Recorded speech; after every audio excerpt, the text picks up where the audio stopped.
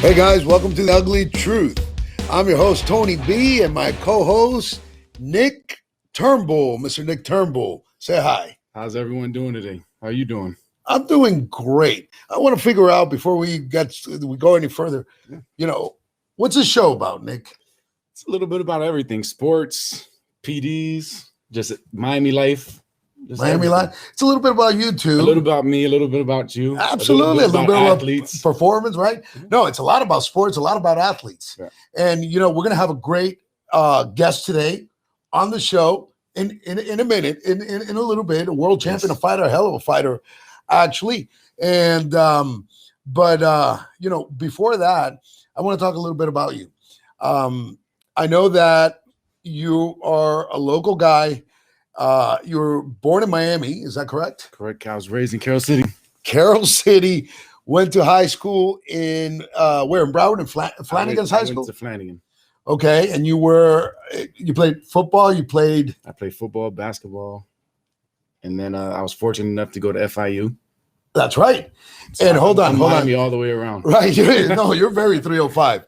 I think Pitbull has a little competition there, but anyway, he's Miami too. He's all 305 also. So I heard, I want to get this right. You still today have the record for most interceptions in FIU for the Golden Panthers. Is that correct? I do. I have 4 years there. So, okay. I was consistent every year. I was able to get that record. I also had the record in high school. At one point, I owned the record in the state. Wow. For interceptions. Right. I don't know if it still stands, but I did have it. And by the way, I hold a bunch of records too, but we're gonna get into that, right? But we'll talk about that some other time. But continue. But I played in the NFL for several years. I also played in the UFL, which I also have the record there for most interceptions. At the UFL. Correct. I mean, that league only lasted about 4 years. Right. And you were signed, in 2006? Yes. And who signed you? Atlanta, right? I went to Atlanta. And what other teams did you play for? Chicago and Cincinnati. All right. Chicago, I was able to go to the Super Bowl. We lost, but I was able to come back to Miami for the Super Bowl. So it was there you go. That was good. It was a fun experience. That was good. So we're gonna have a lot of fun. Hopefully one of many. Yes. And we're looking forward to our guest today. We are. We're not going to say who it is yet. Before we get into the guest, I gotta ask you a question. Oh God! Because I did see the documentary. What documentary? Screwball. Oh. So my question is, how does a guy get motivated to get into that field? I know the documentary kind of explains it. Yeah. But, I want you to elaborate a little bit on. That's a loaded question. It is. Listen, nothing was done deliberate. I swear to you, it was all by default. And I've always loved science. I think we discussed this outside of the studio. Yeah. My parents were physicians, and I was around this all my life. And then I went to undergrad school, got myself a degree in science, and then became a respiratory therapist, and went on to medical school in Belize, right? Mm-hmm. I like to promote that. And one thing led to another, and here I was doing really not athletes, but functional medicine, right? And before functional medicine was functional medicine, right? I know. I saw some on the documentary. It said you had at one point 300 or 400 clients in the beginning. So that's not a business that you could actually market and promote. I know it was all referral based. So how did that end up going about? Like, how did you get your first client to lead to 300 clients? In such a quick span. Okay, you're talking about 300 athletes. I believe that's what you're saying about. Yes, yeah, I'm talking about I ended up with about more or less 300 athletes. It was all word of mouth. Yeah. And contrary to popular opinion, I didn't promote or advertise it. They would just come to me, and it's a very small industry, and if one athlete had great outcomes and had a great experience, mm-hmm. he would tell another and another and another and another, and that's how it developed, and that's how it grew from there. Right.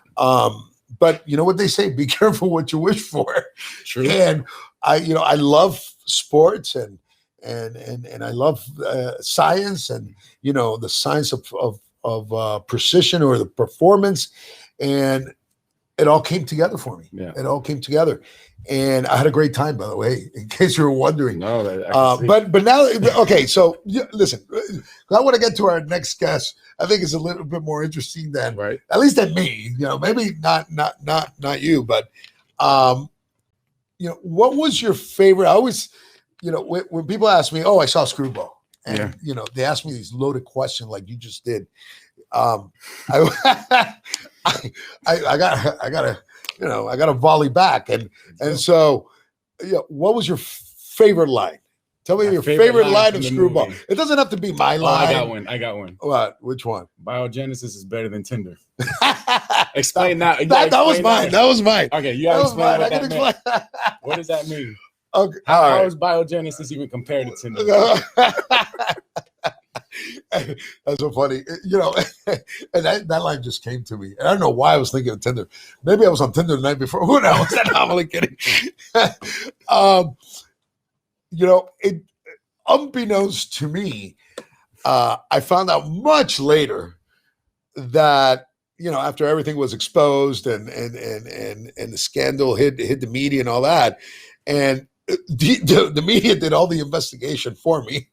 I didn't have to find out, but these investigative journalists found out all this stuff that was going on that I had no idea. So I had a bunch of nurses, medical assistants, clerical girls working for me. And remember, at the end of the day, I was selling sex and vanity, a little performance, but a lot of sex and vanity. So what sells? Women sell. This is a young man's game. There's a woman's game too, and women dominate in this field. Believe it or not, right? They're the motivating factor at least. And so, I would always see like people hanging out, like clients of mine hanging out. Right? And they would hang out, and I was thinking to myself, why would they hang out so much? And they would go and come back, and there was always the same amount. And I found out later that apparently I'm not. And remember, we don't say names on the show at all, okay? Unless it's something good. So, but I guess they were doing extra services. They were providing extra services that I had no idea that it was going on. I was in my own bubble, in my own room, doing my own thing, and they were in other rooms, and so that explains why you had clients and customers coming back, because that was your marketing. Apparently, that was your marketing. I think I got the best of it because I underpaid, because I should have paid them more for all the marketing that they did. True. And so maybe that's why I had like 80% males and 20% women at that time. You're in Miami, though. You never know. And so much so, remember the documentary, it ended up that one of my main nurses, my head nurse, at that time, I think went out with one of the MOB's head investigator. Oh my God. And isn't that like a conflict of interest though? No, listen, it's more than it's a shit show, is what it is. Yeah. But forget about conflict of interest. But anyway, it's funny you bring that up. That is funny. Yeah. Now I'm just remembering we had a great time. Hey, that's the best quote. Tinder's still relevant. I know it is. But anyway, okay, so are you ready to introduce our guest? Yeah, let's get into it. I'm anxious to speak with him. Okay. So our guest is not only a friend of mine, but one of the greatest fighters I've seen fight. He's a 4-time MMA world champion, and he is the undefeated bare-knuckle champion. Let's give it up for Baboon.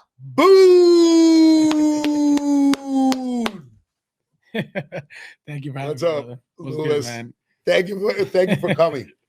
We were so excited to have you here. You are. Hey, do you think I have a chance for announcement? Oh, definitely, man. I put you on the next card. At least, like, Gonna debut you here in Miami. Yeah, I went to go see one of his fights, right? Yeah. One of his first, and this is an amazing sport for you guys that don't understand what this. I'm a boxing purist. If you're a boxing purist like myself, you would love this sport. I like MMA. I love boxing, and it's like a full circle has come around. You know, boxing was popular at one time.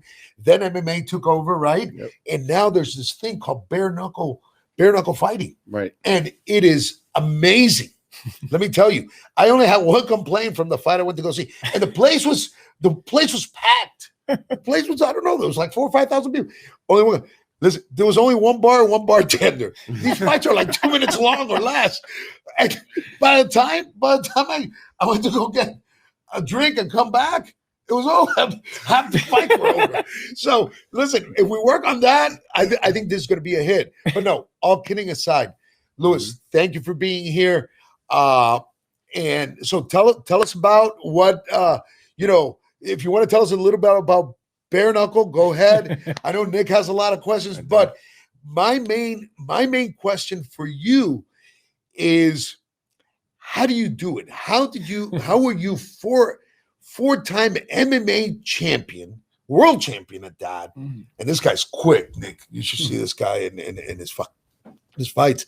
But I know that then you retired from MMA, and then all of a sudden you had this surge of energy or this new dream, and you said, you know what? I'm going to go ahead and I'm going to go after this belt too, because I am Baboon. Man, first of all, I got to thank, the man that's been working for a long time to make his dream come through, which is the promoter, Dave Feldman. And it's because of his dream that I got another opportunity to be able to fight a little longer, because like you said, I was retired. I hadn't retired publicly, but in my mind, I was pretty much done because I had been hurting my MMA record. I was fighting in Russia the last 3 years, fighting the Russians in Russia. Wow. You can't win decisions like this. You know what I mean? Like, sounds like a movie. Yeah. I was fighting the toughest of the toughest, undefeated guys. And, in a very tough, in the biggest competition out of Europe, ACB, which is now called ACA, right? And it's the biggest out of Europe. And the competition is like very high level competition, And I started hurting my records. I'm losing these decisions that, I'll say out of the 4 decisions, I never got controlled. I never got beat up. I never got hurt, but I'm losing decisions, So, right. It's going to the crowd guy, to the guy from the hometown guy. Right. So I started seeing my record getting hurt, and I was like, man, it's not good. Not worth it. I don't want to ruin my legacy like this. So I kind of like put a stop to it, because I've been fighting with torn ligaments in my knee for the last 4 years too, that people don't really know about. Not everybody knows about it. A bad toe. So, without the boxing shoes, it was like I'm boxing MMA fighters at a very high level. Wow. And they're not finishing me. Right. So I still have fire in me. I still have fight in me. But for MMA, it's like, it was a little tough. Can I do it? I could do it. Right. But now that you say fire, I remember watching your fights, and and I went to watch him in person. You see him, he's humble now, Nick. Yes. You see how humble he is? He is. It's like a different person. It's like, and I don't know who coined 2 masks. I don't know who called you Baboon or coined that phrase for you or whatever, or gave you that tagline, but yeah, you're like an animal. This guy's, forget a baboon. It's like it's like a whole zoo put together. It's like a baboon, a tiger, a lion, turns different faces. His color of skin turns different. This guy's like, you want to run away, right? Basically, you're not a fighter. Based on what you said, it's every athlete to me is some type of warrior. Yeah.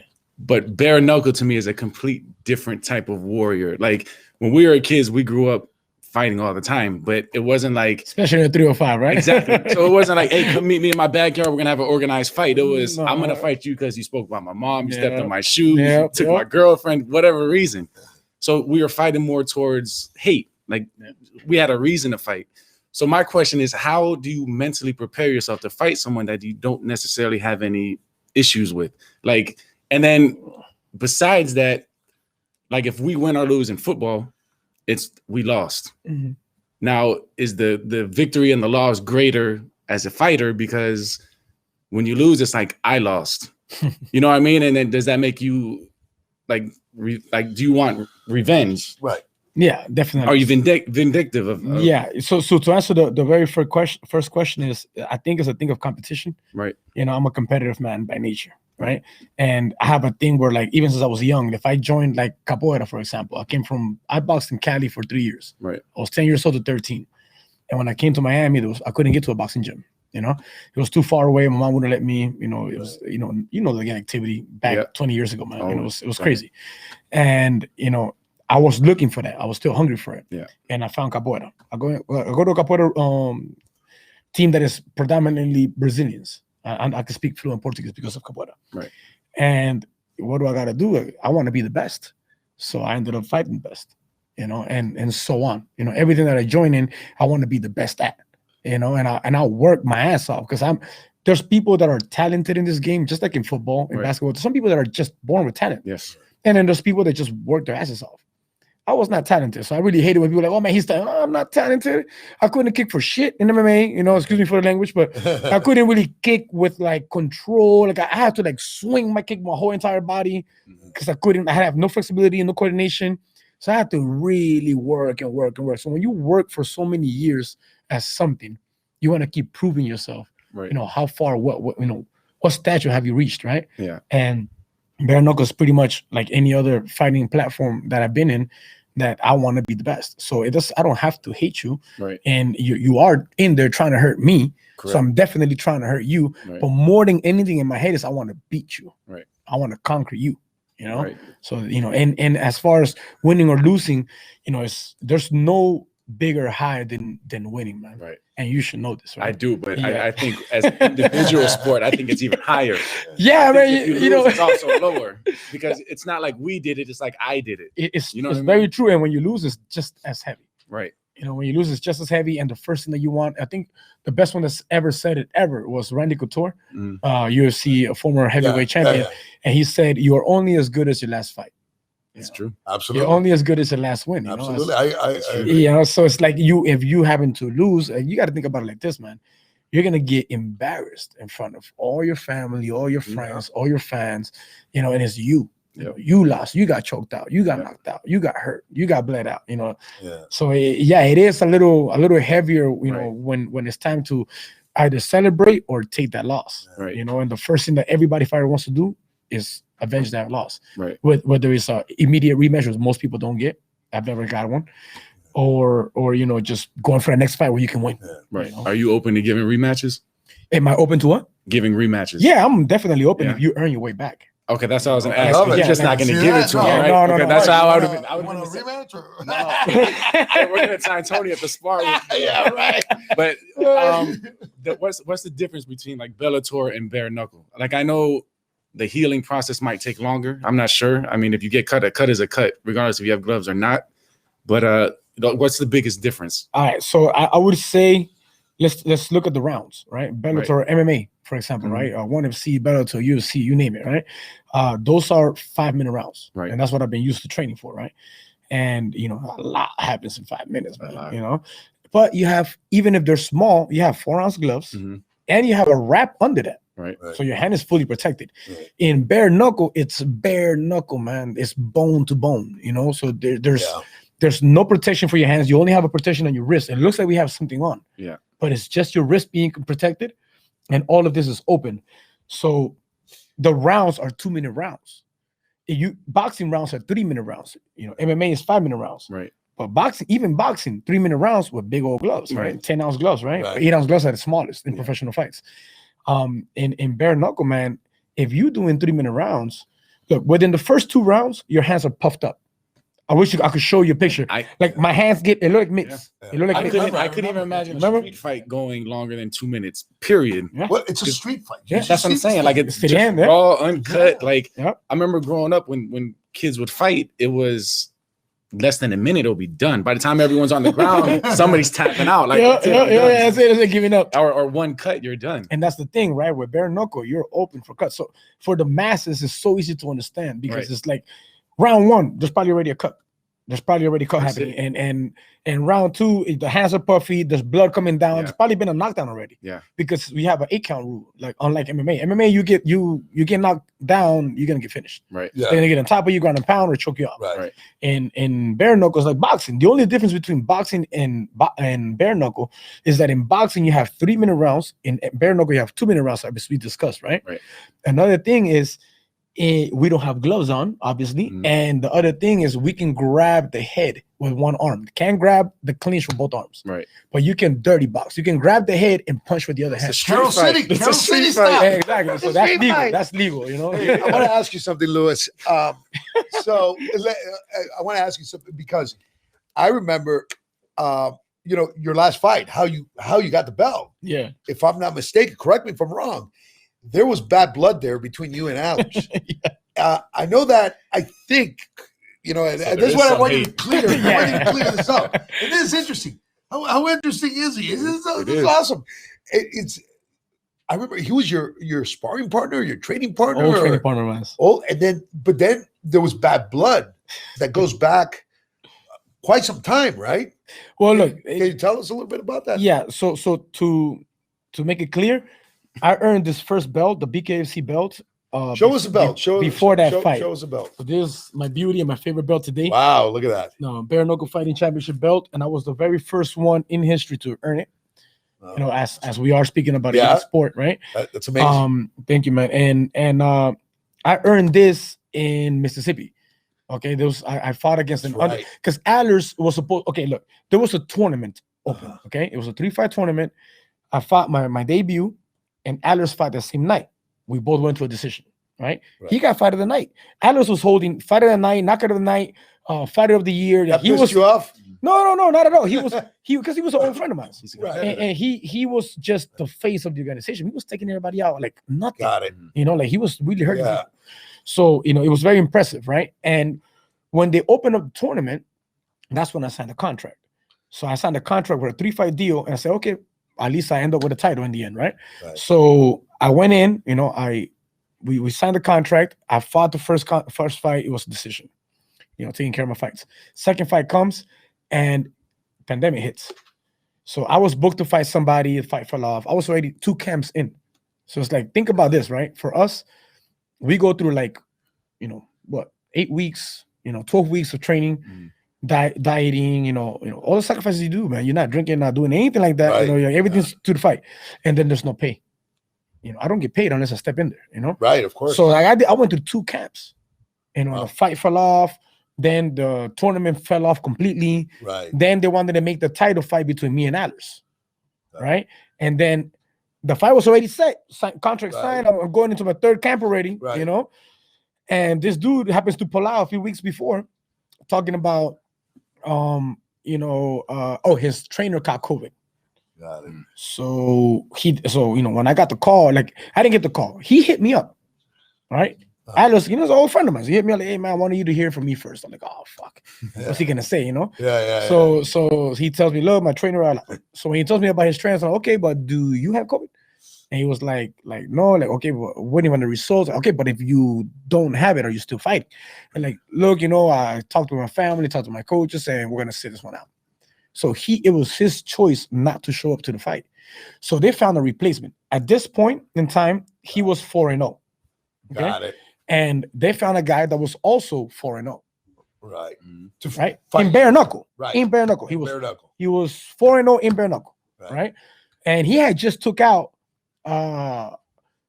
Melvin Gillard, which is a knockout, he's a knockout artist from UFC. The dude is heavy-handed. He's fighting only Bellator, UFC, he's big time, right?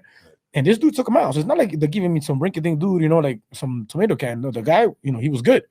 He was undefeated, never been knocked down even in a sparring session. That's what he told me after I fought him. I knocked him out in 45 seconds. I remember. And when I hugged him, he told me, man, I'm sorry I couldn't give you a better fight. You're too fast, and I've never been even knocked down, not even in a sparring session. It's a lot of power behind it. You're lightning. Yeah. You're not fast.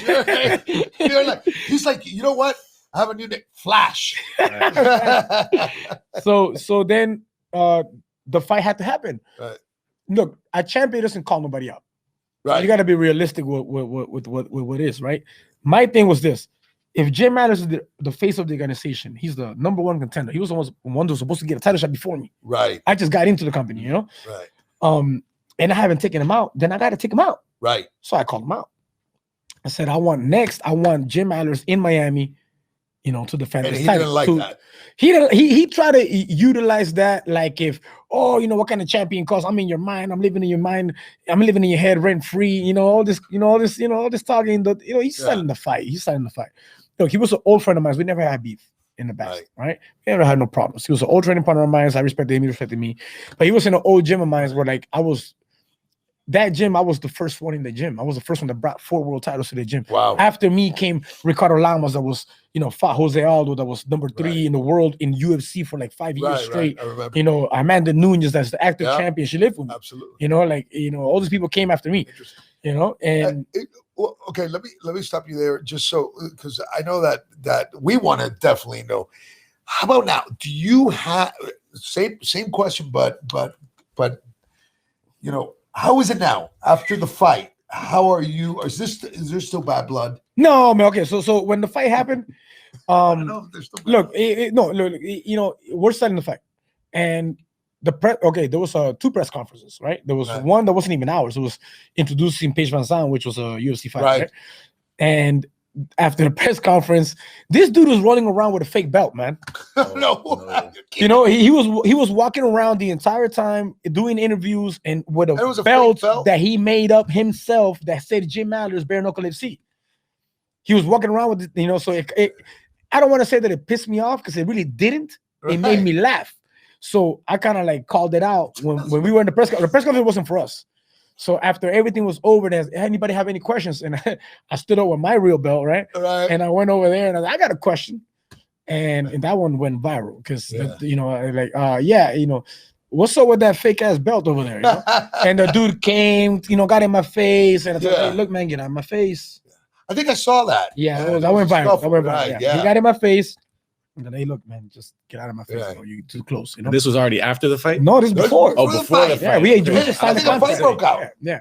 So then he got in my face, and I, told him, get out of my face. Did you headbutt him? And I headbutt him. But look. I've been headbutting people since I was 14 years old, man. In Miami, bro, in Miami, in Miami, if you don't get rid of the person in front of you, you're gonna get clipped by 3, 4, 5 guys. 100%. So you gotta get rid of the first person and turn around. Lewis, where in Miami exactly? That was in the America's Top Team, the biggest America's Top Team gym, the headquarters in Boca. Yeah, is that where you grew up? No, where I grew up. No, I thought you were asking me where did you grow up? No, I was raised and born in Peru, but morely raised in Miami because I've been here 30 years. But where part of Miami?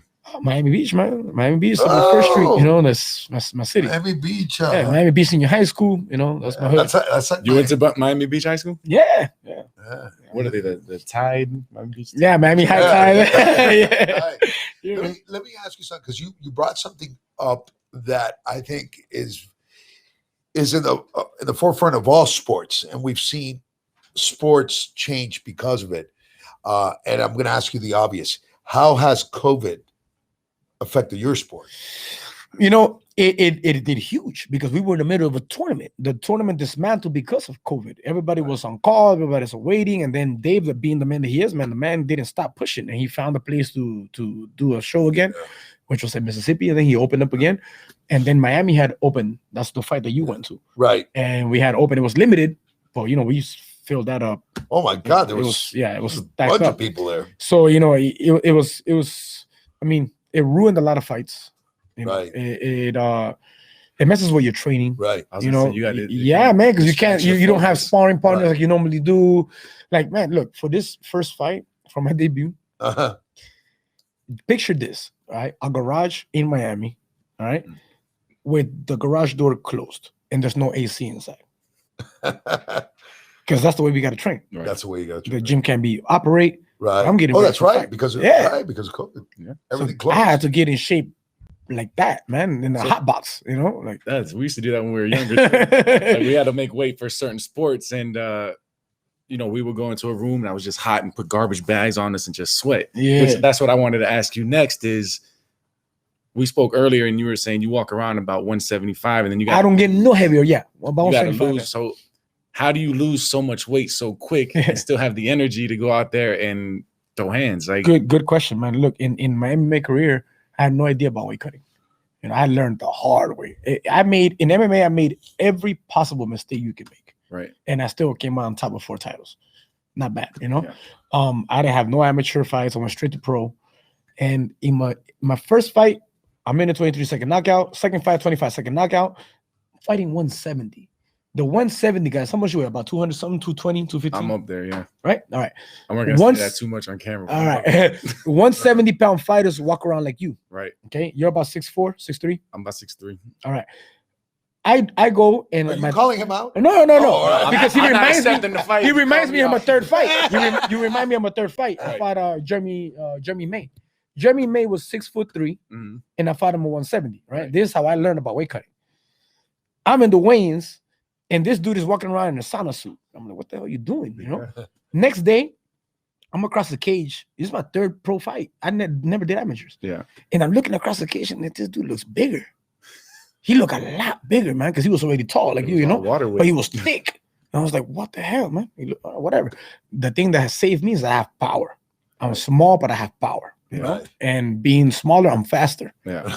So, you know, I didn't knock him out. He was too tall. All the punches would land here. Right. You know, like I wasn't that good either. I was just powerful, you know. And after the fight, I asked him, hey man, what were you running around with a sauna suit yesterday? I was doing my last 5 pounds. I'm like, what you mean? I'm like, yeah, man, in my last 5, I come down from 210. Oh, wow. And I was like, that's a big difference. I had no idea. I was 168. I didn't even make 170. But doesn't that affect? And well, you know, people exaggerate and does affect the performance. Right. Because I started cutting weight. When I came down from 170 to 155, I became champion right away. Right. Because everyone else is doing the same thing. Yes. You're really fighting. But I suffered. I suffered because I didn't know how to cut weight. Right. So if you don't know how to do this properly, it definitely will take more than 50% of your performance. You do it with the sauna, right? Like you sit in saunas. Look, there's a process to it. That's the dehydration part. I was going to say, because how do you go into the fight? Like, because I've done it before. Yeah, I can tell you. You shouldn't be dehydrated longer than 24 hours.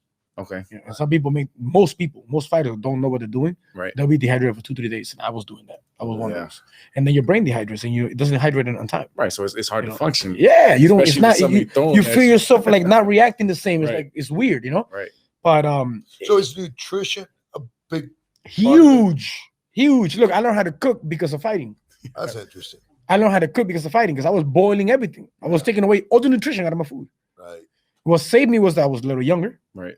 And I was always trained. Yeah. But nutrition so look, first you got to drop your body fat percentage. Right. Then comes the dehydration process. Right. And that's where most people get it wrong. They'll do like 20 pounds, man, 25 pounds of water. And you expect to perform the same the next day? Yeah, see, I had to do that once. My coach told me once, I was weighing about 227 at the time, and he tells me, I need you at 212.